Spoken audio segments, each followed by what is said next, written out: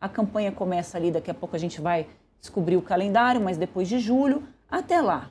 O eleitor ainda vai lembrar desse fato ou a tendência é que ele esqueça diante de tantos enredos que o Brasil produz diariamente? Olha, o Brasil tem essa capacidade de se reinventar nos escândalos, né? Mas me parece que esse caso Master é um caso que ele ultrapassa os limites aí só das denúncias que a gente vai vendo todos os dias, né? Me parece que é um caso muito mais sério que envolve todo esse sistema que a gente está falando, que é o que comanda a política brasileira, né? O eleitor, nesse momento que a gente está vivendo, e daí é muito importante a gente fazer essa reflexão com o pessoal que está nos assistindo, se a gente for lembrar, talvez o primeiro grande escândalo da nova república, vamos dizer assim, logo depois do Fernando Collor, aquela coisa toda, quando você tem Fernando Henrique Cardoso, começa o governo Lula, a gente tem o caso do Mensalão.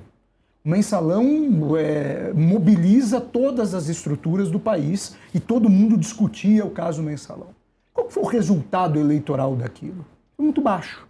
Por quê? Porque naquele momento o Lula vence as eleições de 2000, o Mensalão estoura em 2005, 2006 tem eleição presidencial, Lula sentado na cadeira, candidato à reeleição. O Lula vence o Geraldo Alckmin, hoje seu vice, as voltas que a política dá, mas o Lula vence aquela eleição com 61% dos votos. É a maior vitória quando você tem segundo turno no Brasil, né? Porque a gente teve Fernando Henrique ganhando 2 eleições no primeiro turno, mas depois que você tem esses enfrentamentos no segundo turno, é a maior vitória desde então. 61% dos votos, o Lula vence a eleição. Por quê? Porque a economia e a vida das pessoas naquele momento estava boa.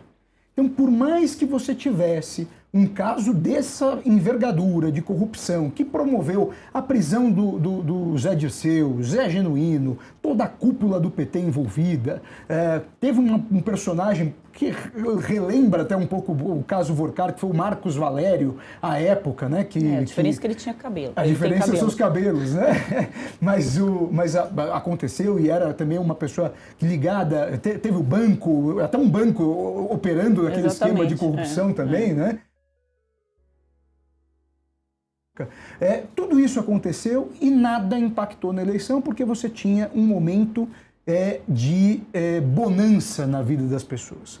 O fato é que agora a gente está numa fase em que a vida das pessoas está muito ruim. O governo Lula é muito reprovado, muito diferente daquele cenário que se tinha lá atrás.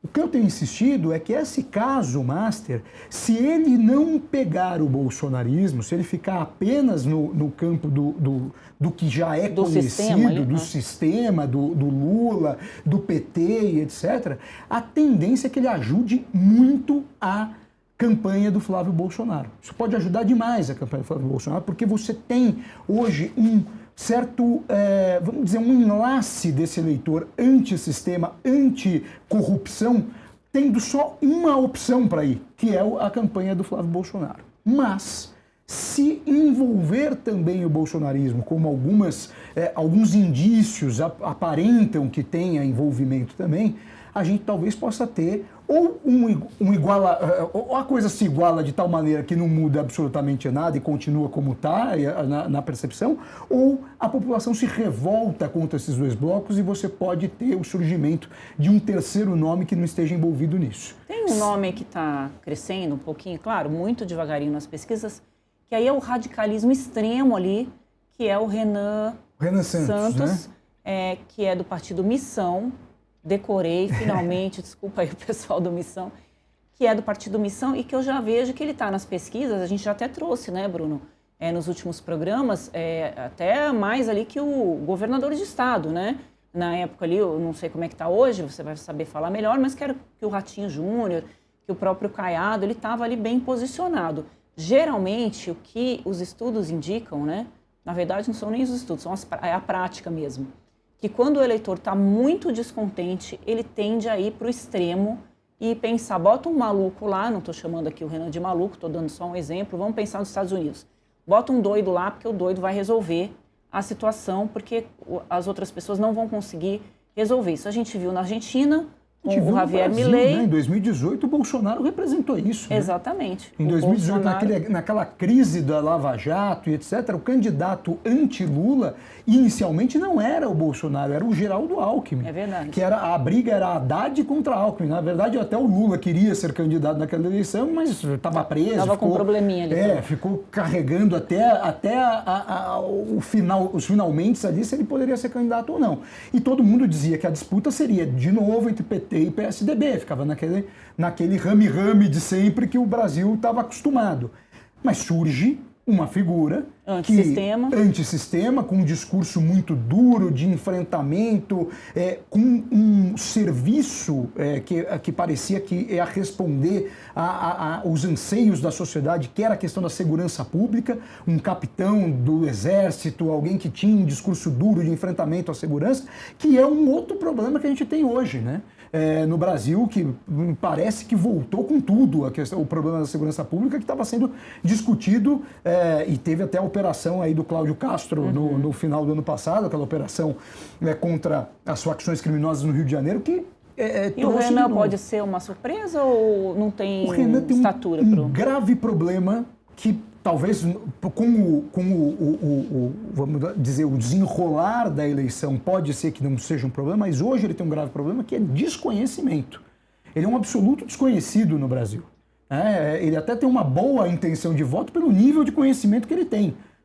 Agora, pode crescer? Pode. Qual que é a dificuldade que ele vai ter? É como que ele se apresenta com um partido muito pequeno, com muito pouco tempo de televisão, e que vai precisar de algum fato.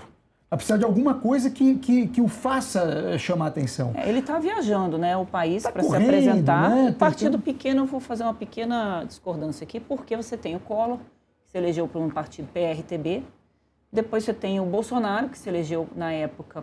Não, ele estava no PSL, um partido muito pequeno. Um partido pequeno. Então, acho que o eleitor não olha muito para partido, não é né? questão não do partido, Andressa, mas é o tamanho... Estrutura, né? É o tamanho que esses caras tinham antes até de entrar nisso. Vamos colocar, o Collor já tinha sido prefeito de Maceió, governador de Alagoas, tinha um apoio explícito de parte da mídia brasileira, que tinha comprado já o nome Fernando Collor, né? Inclusive o irmão dele era diretor de uma grande emissora de TV do país. E coincidentemente pegou esse gancho da corrupção, né? Contra os Marajás, fez toda essa campanha e tudo mais. E o Jair Bolsonaro, não vamos esquecer, o Jair Bolsonaro era a figura conhecida dos programas de humor. Né? Ele ia naquele CQC, aparecia no CQC o tempo inteiro, ia no programa da Luciana Gimenez discutir questão de casamento gay, não casamento gay. Era já um cidadão polêmico com algum nível de conhecimento. Né? O Renan ainda está muito abaixo, está muito aquém nesse conhecimento. Pode crescer? Pode. Tem talvez conteúdo para isso? Até aparenta em alguns momentos ser alguém que tenha condições de debate. Mas está faltando muito pouco. Precisa crescer rápido, né, para ocupar esse espaço. E é bastante jovem também, é muito jovem, claro. Não é uma característica que o eleitor geralmente busca, né? Para um presidente da República. Para um presidente da República.